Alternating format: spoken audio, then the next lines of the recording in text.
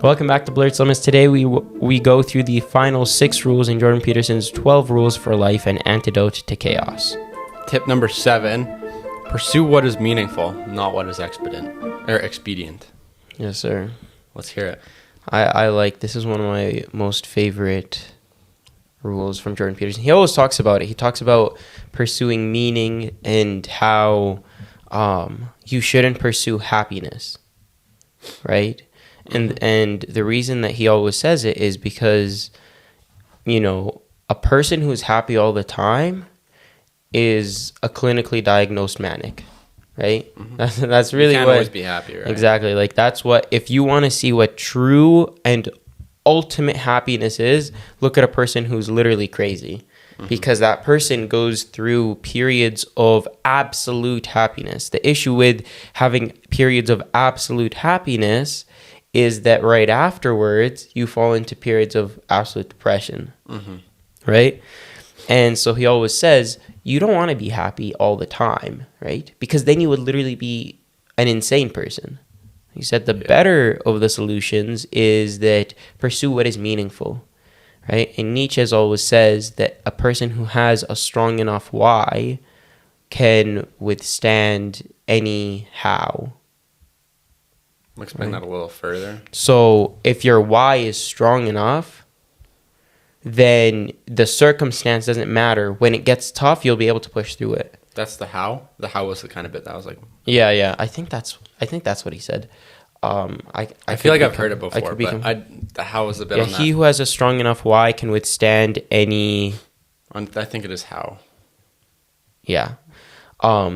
It's effectively just saying that when you have something that is a worthwhile goal, a real good enough reason to go through it, then it doesn't matter what life throws at you or how bad your circumstances get, you'll be able to persevere through that. Well, I think what it actually, I guess, thinking about it, the how in this is how you have to go through these things, right? Because, okay, you have to climb up this ladder, you have to go swimming down under this thing. It's either how or what. Is it what? No, it's how. Is it how? How's an action, more so, right? Yeah. I think you're right. So, Jordan Peterson, let me say, I can't speak today. Jordan Peterson got this rule kind of derived from those ideas from Nietzsche, right? He says, pursue what is meaningful, not what is expedient, right? Find something that is a worthwhile objective, something that you truly care about, and pursue that. Don't pursue, so that thing that you might be pursuing, it might be very dreadful. It might be something that is difficult or gives you a lot of hard times. But that is what's going to make your life something worth living, not what is expedient. And what is expedient is something that comes to you quick, right? Yeah, you don't want to fast gains, fast rewards, get rich quick stuff, right? Get rich quick, right? It's like, sure, it's this highest of the highs, but what comes after that? Nothing. Lowest of the lows. And even if you don't get the lowest of the lows, I don't think you're going to find much purpose in that, right? No, yeah, you'll feel empty, even though sure you're either rich or I don't know what other things you're rich. Yeah, no, like material possessions. Yeah. There won't really be anything worth continuing to do, right?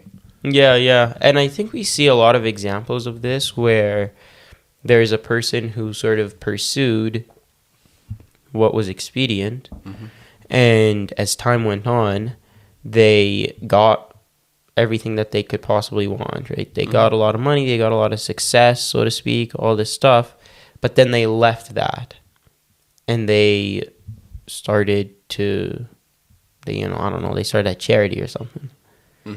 It's like the one guy from, I believe it's called Get Water. Never heard of it. It's I think it's Get Water, something water. Maybe it's just called Water.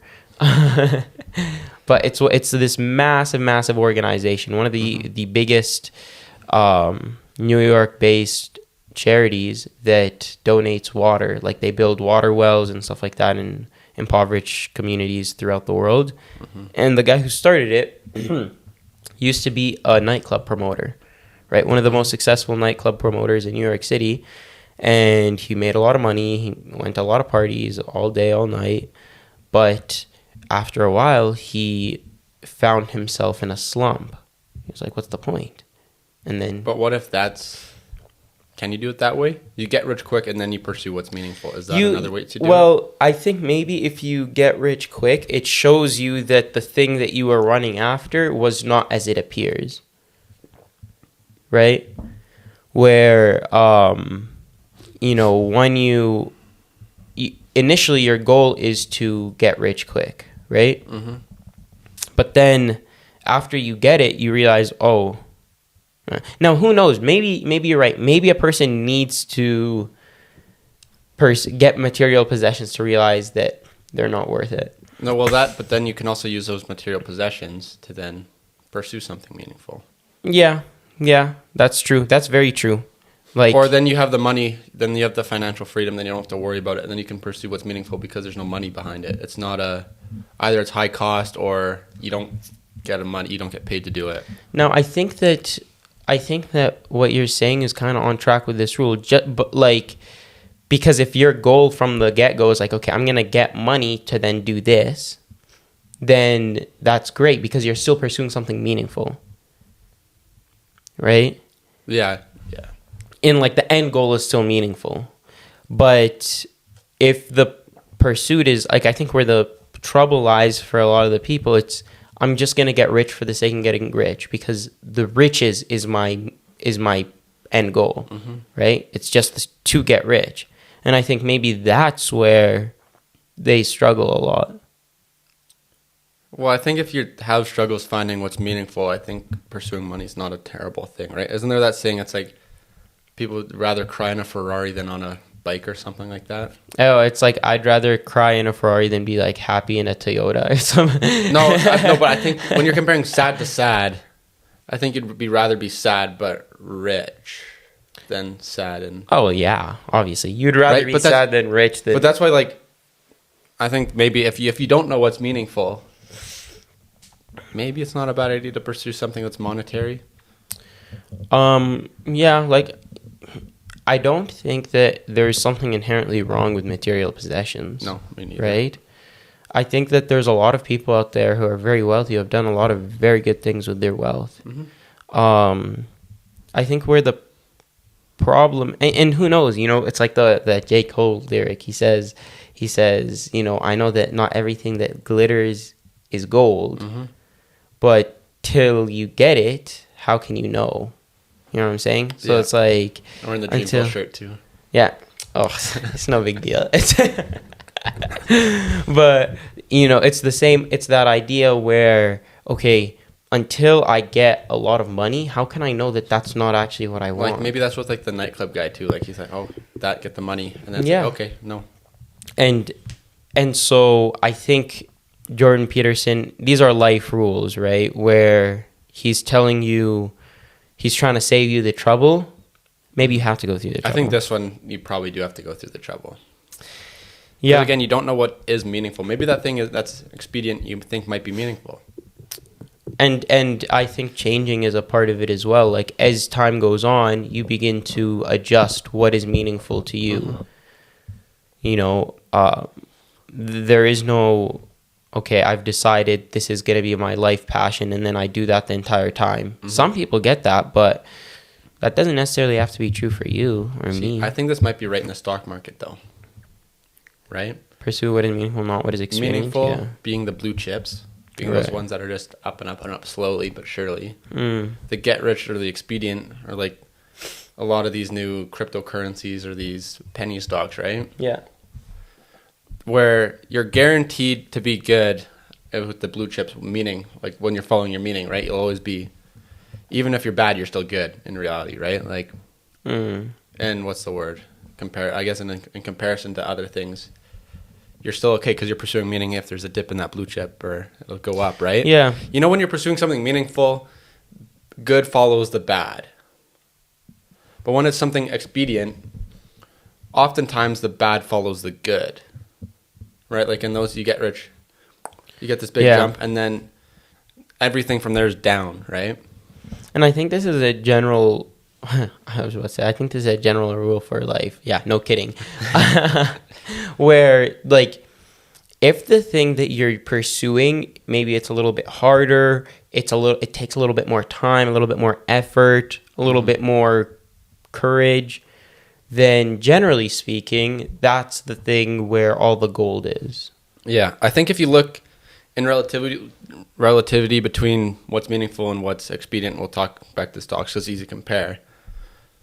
The average between the highs and the lows of both of them, the highs of the blue chips, what is meaningful, is higher than that of the get-rich-quick stuff, right? Like, sure, you might have a higher absolute high with what's expedient, but you're going to have way more absolute lows with that one as well. So it's in the middle. Sure, the ups and downs won't be as high, but over time you'll be way better off than with the other thing, right? Yeah. I think looking at it kind of that way, where don't look at what it is itself, like in meaningful. It's like, oh no, I'm so much worse than where I was up here. Hey, what if I was trying to do something super get rich quick? Look at how low I could be. Look at where I am here. I'm way better off up here, I guess, in what's meaningful than what's quick, right? You just kind of compare it between those two. Yeah, I agree. The next tip here, or I guess, what is it? It's Tip rule number- for life. Yes. Tell the truth or at least don't lie. Yeah. That's a kind of interesting one. Yeah, this is essentially saying that one of life's biggest rules is honesty, right? Mm-hmm. And he says, if you can't be honest, then at least don't lie. Because there's a bit of a gray area, right? Yeah. You can abstain from truth. Yeah. That doesn't mean that you are saying something that's a lie. Mm-hmm. You're just not telling the whole truth. You're not telling the whole truth, or you're just not gonna tell the person, right? Like, you can always, a lot of people think that I have to give an answer. What if you just say, I'm not gonna tell you, right? Then that's also a reality that you can do as well. But the reason, one of Jordan Peterson, he said, one of his keys to his marriage, the successes of his marriage, is that when he, right off the bat, one of the expectations he made clear to his wife was, I will always tell you the truth, and you will always tell me the truth, even if it's a truth that I don't want to hear, and even if it's a truth that you don't want to hear. And we will sit down and we will discuss this truth, aka like you have your fight about whatever it is, and we will not leave the table until it is resolved, right? Until the truth is established and accepted and recognized by both people. Both people are satisfied. And he said, sometimes he'd have to skip a day of work because they'd be discussing all day, all night, right? But he said that's very important, and that's one of the reasons why he sincerely believes that he's been in his marriage for, I don't know, the better part of who knows how many years, a long time. Only like the small part of this, right? That's yeah, exactly. Tell every little thing, but then exactly. So I think the reason that I think this rule is important is because when you choose to lie, then you choose to be inauthentic to yourself for the pursuit of something else, right? Like, most of the times why we lie is because we would rather that the lie be the reality than whatever the reality itself is. Yeah. Right? And if you're lying about yourself, let's say, then you don't actually accept who yourself is. Right? You don't accept the reality of the facts that exist there. You avoid the responsibility. Like, let's say you lie about messing up. Then you're avoiding the responsibility, right? Yeah. Then you're avoiding these things that are very important to building of the character when you lie. Instead of taking it in as a mistake and growing from it and changing and right? Yeah, and the thing that I've realized when talking to a lot of people is that the more that I'm honest, the more that people respect me as an individual, regardless of what the truth is. Well, and I think the other thing too is it's like if you're lying, you're blocking change. Yeah. Ultimately, right? Like I think that's when we've talked about that kind of previously, and I think you're talking about that with Danny at one point here, where it's like if someone is going to change and wrong you, I'd rather be wrong and them admit that they were wrong and they did this thing. And then in that sense, I think it would be likely that I'd give them a second chance because they was like, yeah, I did this thing, I messed up. Right. But if they say and they admit that they're trying to make it that what they did wasn't wrong, that's where the issue comes in, right? Yeah. And that's when it's like down the line, if someone comes back, it's like, hey, I want a second chance. Why would I give you a second chance? Because you lied to me about this thing, right? You lied about what you did and tried to deceive me to make me keep you around. Yeah. And so with that, there's almost, with truth, there is honor or respect. Like respect, respect, right? Like you respect the person a lot more when they tell the truth. Yep. So, oh my God, I'm like losing my voice, sorry. Yeah. When let's say I lie, then subconsciously to myself, what am I saying to myself? I respect myself less. Right? So then with the lie diminishes your self-confidence and everything that you hold true about your character with it. Well, it's that, like if someone lies, and they come back, say like 2 years later, say, hey, I've changed. First part, how can you trust that they've changed because they lied to you in the past? And two, what's the likelihood of them actually changing because they're a liar? Yeah. Right? Like, and that's the thing. It's that I think that you want your reputation with people to be that even if I disagree with them and even if I dislike him, there's one thing for certain, that I will know that he is not going to deceive me.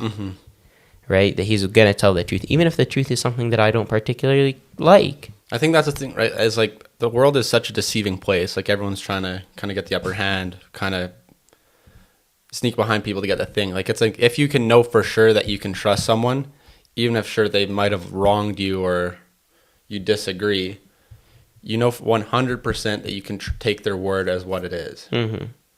I think that's something that it's like very, very rare to get from people. Yeah. And I think adding on to this point is that one of our pursuits should be the pursuit of truth. Right? So, say the truth, but also pursue the truth instead of the lie. To try and get down to the bottom of it. To try and figure out what is the reality, what is real, and what is truthful about the world around me. I think that's super important as well. How would one do that? That's a tricky one. I don't know. I think you have to be like very, very open-minded. That you are willing, like I think one of the reasons why sometimes we don't get to the truth is because we are so locked into our beliefs about how the world is that we refuse to see any other way. So we refuse to ask the questions to the right people, to even converse with those people, to even look at their sources or see from their perspective. I think that's one of the issue with maybe like these softer sciences in the world where they do that, right? Where they kind of block themselves off. But like hard science, I think for the most part, that's what they do right. Is they ask the questions, the challenging questions, they challenge all these things. I watched this video, I think it was by one of these science channels on YouTube. It's like Verasium, or is it something like that? Oh, yeah, I know that one. Is that what they are? I think Veritasium. That's it. Because they did this video on this car, right? Where it's like, it had like a windmill on the back and someone rolled, and it went faster than wind with no motor in it. It was a pretty interesting video. But a professor at I think it was like UCLA or something challenged it and said, this can't be true. This can't be possible. So then he came, they sat down, they discussed it. He challenged it. He said, this is why it doesn't work. And they did some more tests, and then that professor admitted he was wrong after all this stuff. He's like, you know what? I was wrong. I thought it was this stuff, but you proved all these things. Right? That's cool. Right? Like, they don't have anything against being wrong. And I think that's the biggest part of it, right? Yeah, and I think it's also... It's admitting that the truth isn't what you thought it once was, is the thing that I think a lot of people try to hold on to. Is they try to hold on to what they perceive the truth to be instead of what the truth actually is. Yeah, and I think you're right. It's very difficult.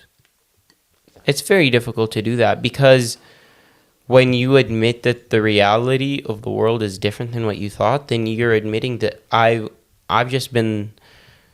haven't even been living in real life. Mm-hmm. I've just been living in this kind of dream that I made up. Yeah, and then that's scary to think about how many people are living in their own little. I'm probably living in my own little bubble too. Yeah, some closer to the absolute truth than others, but I think it's pretty evident though. You can usually see in like the world who's kind of living where, right?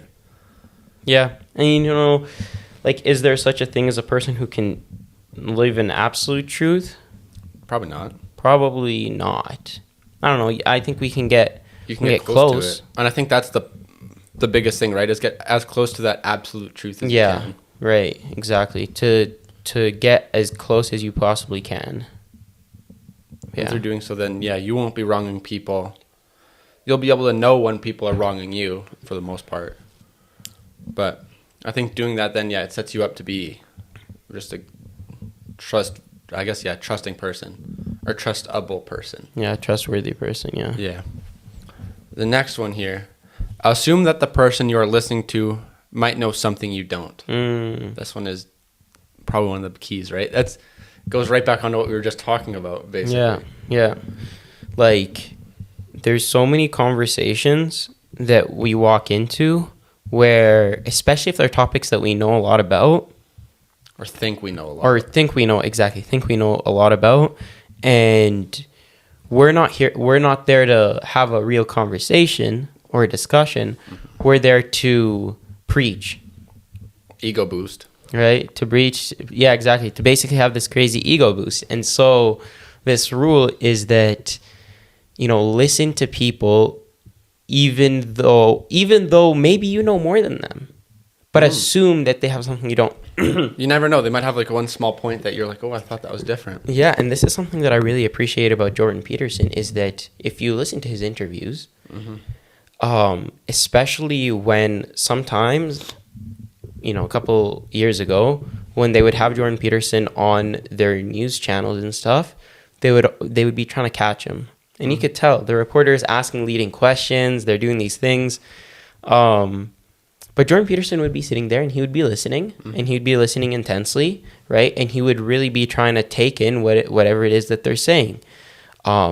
This would allow him to get to the bottom of what they were saying, right? But it was fascinating to see him do it. It was really amazing because this guy who knows more, he's on the news because they brought him in to talk about these issues that he knows a lot about. And he's sitting there and he's listening to this person spew BS. Well, see, because they're trying to deceive him, right? They're basically doing that, or they're trying to lie to him to get him to say these things that he doesn't believe in and slip up. And one of Jordan Peterson's tips that he always says is, he says, if you're talking to a person and they don't want to listen to you, then stop talking. Right? Yeah. Do not ever engage with people who don't want to listen to you, because first of all, it devalues your own speech, and second of all, instead of speaking to those people, just listen to those people. And when you listen to them, you'll get down to what it is that they actually want and care about and what they understand. And from there, you can go on and decide what you want to do. If they're saying something that you believe to be false, then you can challenge the idea. Maybe they tell you something that you don't know, in which case you learn from them. Or, maybe they just let you know that they weren't even here to have a discourse. They weren't even here to have a discussion. And then you can leave it. Yeah, I think that's a super interesting thing that he does, I guess. It's pretty cool. At that point, it's like, is it even worth talking to this person if they're just trying to challenge you for the only reason but to challenge you? Yeah, or just like they don't care. Yeah. You know, like a person doesn't even have to challenge you, but like, you know, sometimes you're talking to a person and they don't have a care in the world for the topic you're talking about. So if they don't care about it, then just stop talking about it, right? There's no point in engaging. And I think this is something that I'm trying to implement. Like, you see, the hard thing about these rules when we talk about them is that they are very easy in theory, right? They're easy to understand, but difficult in practice. Very difficult in practice. See that where you just said, like, the one where it's like stop talking, like if either the topic doesn't interest you or if what the other person isn't interested in stuff. That's kind of the one that I've been trying to do a lot. There'll be lots of times there'll be conversations. Maybe it'll even look like you and Kyle. You'll start talking. There'll be times where I used to just butt in, and I'm like, you know what? I'm just gonna sit back, not say a word, because it's right. Like, I don't care. Me adding into this conversation, one, doesn't add value. Two, if I add something into it, it probably takes away value. It's like, what's the point of doing that, right? Yeah, and you know, for somebody like me, I have a big mouth. What? It's insane. It's crazy, bro. Listen, I don't know if you've noticed, but I think that this is a very important skill to have, right? Where Alan Watts said this once. He said, if all you do is talk all the time, then eventually you will run out of things to say, and you will just be talking about talking, right? And that's this dangerously toxic cycle. So he said, if you think all the time, then all you do is think about thoughts. Anyways, so it went on to talk about like worries and anxieties, which is a little bit different, but it's this similar idea that we only know so much. So if we're talking all the time, we're going to run out of things to say. So if you listen, then maybe you can get more things to say. Well, yeah, basically, you never know what people will tell you, so and listen, bro, people you really don't know what's going on in a person's head. Like, there's so many situations where a person will tell you things that catch you off guard. You're like, whoa, this is a pretty interesting thing that you told me that I was not expecting for you to say. But the only reason that they said it was because they felt like you were actually there to listen. So if a person feels like that you're not there to listen, they're not gonna. They wouldn't put out their valuable stuff. Exactly. They're just gonna be talking about the junk all day. Next one: be precise in your speech. It goes back onto that last one, right? It's like, you don't need to go on these running, rambling sentences to kind of get to this point. I know I do that all the time. I start down this path. I think it was as Michael Scott said. I start my sentence and hope that I find the ending or whatever when I get there. I do that all the time. It's really bad, but it's like, you want to be precise because you'll lose interest if you're really trying to say something that like strikes home. The longer you speak, the less people that are there to listen, right? Yeah, and the more likely that you are to mess up. Yeah. Right? The longer that you keep talking, the more likely you are to mess up. And on top of that, you want to be precise in your speech so that you are well understood. You know, remember back to our communication episode, communication, there's two elements to communication. There is what you say and how it's perceived. You can't control how it's perceived all the time, right? But what you can control is to be extremely precise in what you say so that the interpretation is... That's easier, It's easier, you know? Like, for example, this kind of just popped into my head completely randomly, but let's say that a person, let's say, you know, your friend says, hey, let's meet up at 10 o'clock. You probably want to say like let's meet up at 10 a.m. at this location on this day. See, the extra precision leads to less ambiguity. Less need for interpretation.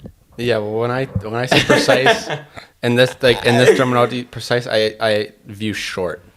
Yeah, precise can be concise. Yeah, absolutely. Yeah, I think that's true. And this is something that Jordan Peterson is very good at as well in the interviews, where reporters try to pick out what he says. They say there's this one interview that I think it was called the Kathy Newman. She was this news reporter, did an interview with Jordan Peterson, a very famous interview, because throughout the entire interview she would say, so what you're saying is. So she's trying to twist his words. She's trying to twist his words. Exactly. Have him say something or twist them, so then the narrative is that he said this thing wrong. And she puts up this facade of like, when I say, oh, so what you're saying is, it's like, oh, I'm trying to understand you. But like, are you really? No, you're not, because you're twisting the words. Exactly. So then the audience thinks, oh no, he said exactly this. And Jordan Peterson, every time when you say, so what you're saying is this, you'd say, no, that is not what I said at all. I said this, and that's exactly what I meant. Mm-hmm. I didn't mean any alternative thing. I meant exactly as I said. Well, and I guess, yeah, when you're precise, that's it, right? There shouldn't be any, what's the word, interpretations of what's said. It should be black and white. This is what I said. English teachers would hate that, bro. Yeah. That's true. They're like reading these authors and they're putting all these interpretations into it. It's pretty funny. But yeah, like when it's precise, there shouldn't be any interpretations apart from genuinely what you meant, because it's so short, right? Or so shot down on this little narrow thing that it's like, how else can you turn the spotlight and look at something else? And listen, right? In a world of overthinkers, you do not want to be ambiguous in your speech. Mm-hmm. Right? Because if you leave any ambiguity in your speech, then that ambiguity will be taken in every possible interpretation it could be taken. Mm-hmm. Right? So don't leave it up to chance as much as you possibly can. Yeah. Be as spot on as you can. Mm-hmm. Cut out any questioning, I guess, as any unclarity. There's got to be a better word than that. Ambiguity, I guess. Yeah. Get rid of the ambiguity, make it sharp, and then that's all they can see.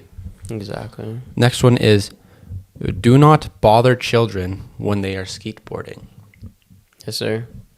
Why? Is it because kids will be kids, let kids live innocently and be happy? Yeah. Yeah, like I think that you don't want to bother kids when they're skateboarding. No.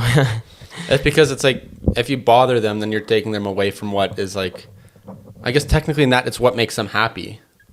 Yeah, like I think that there is times when you should just let kids be kids, mm-hmm. right?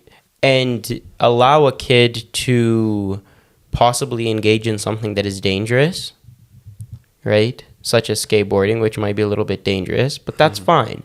Right? Something that I learned in one of my classes was that children who are protected by their parents significantly, protected by their parents all the time, are more likely to get injured. Reason being is that, let's say there's a kid standing on top of a little playground thing and he jumps mm-hmm. and he gets hurt a little bit. Ow, that hurt. Now he knows I can't jump from this high.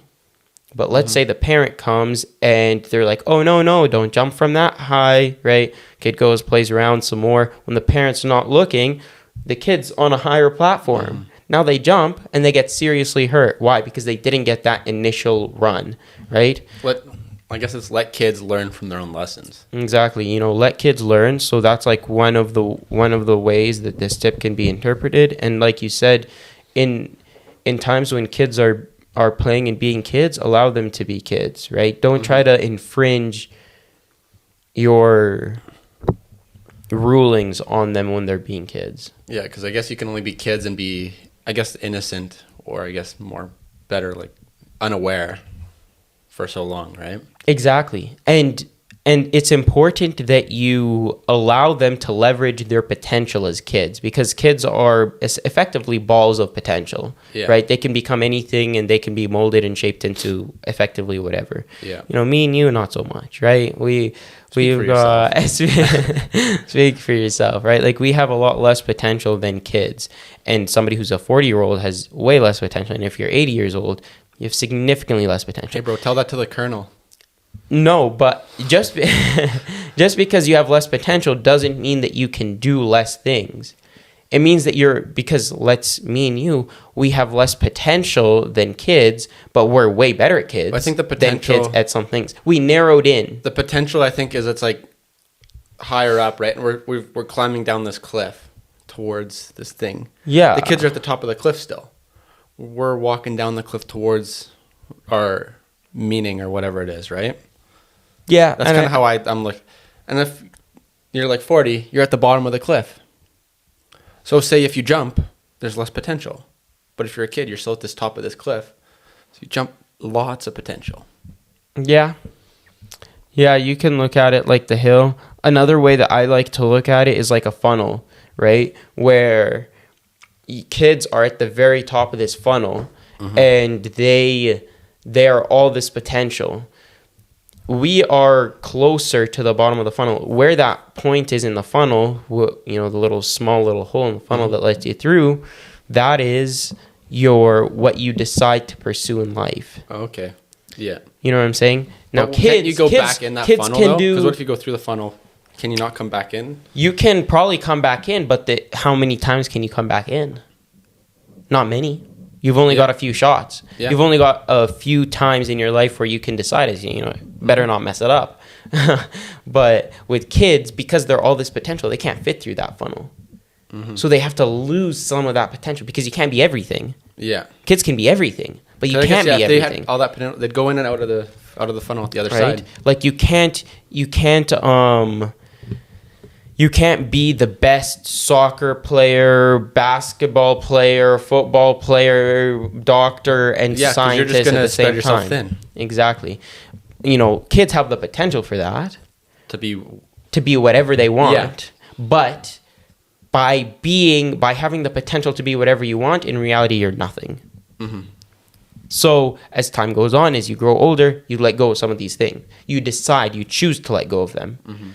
And then eventually you choose what it is that you want to pursue, right? And that kind of goes back to one of the earlier points that we talked about. But I think here it's important to allow kids in their youth to have the wide range of experiences necessary to be able to make the decisions that are important. Yeah, I think it's letting them make the decision themselves, not the parent or, I guess, sibling or relative or whatnot doing it. Or even just some random person. You could be a camp counselor and you could be the one trying to make these decisions for this kid where you have no duty doing that, right? That's very true. I do it all the time. No.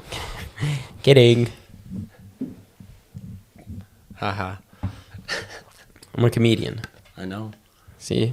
That's why I let go of that potential. Yet somehow you're still better than Dave Chappelle. Whoa. Dave Chappelle is the greatest of all time. He's the greatest of all time. I can't believe he just said that. Terrible. The last one here, I want to say he kind of ran out of ones with these last few. He kind of ran a little thin, but they're a little bit more ambiguous. But they're not as hard set as these other ones. Pet a cat when you encounter one on the street. Right. So I think I kind of interpret this as be a kid when you have the opportunity to be a kid, even when you're kind of growing up, right? The innocence, hold on to that little bit of innocence when you have it, when presented with an opportunity to do something. Maybe it's like, hey, maybe this is a bit, I guess, childish, less mature. Do it. Why not? Hold on to that little bit of kid in you while you still can. Yeah, and I think, when we're walking down the street, sometimes we're going to a destination, right? So we're zoned in, we're tunnel visioned, we're going to a place. And maybe when we're going to that place, we miss out on everything that's happening around us, right? We're missing out on our life, effectively. And here he's saying, take a step back, and when you see that cat on the street, even if you're going somewhere, take that minute, take that little while, pause, pet the cat, appreciate the cat, move on from the cat. Take those little breaks when presented with them, I guess. Yeah, absolutely. Because you got to live your life. Can't just be on that pursuit to that meaningful goal. Because then you'll get burnt out. Thank you guys so much for tuning into today's episode of Blurred Summits. If you guys enjoyed this 3-part series, please let us know in the comments. If you prefer the shorter episodes, let us know. If you prefer the longer episodes, let us know. You can also catch the other 2 parts of this series, which have already been posted. You can catch the full video podcast on YouTube. The full audio podcast is out on all platforms. And be sure to follow us on Instagram for more content. Thank you.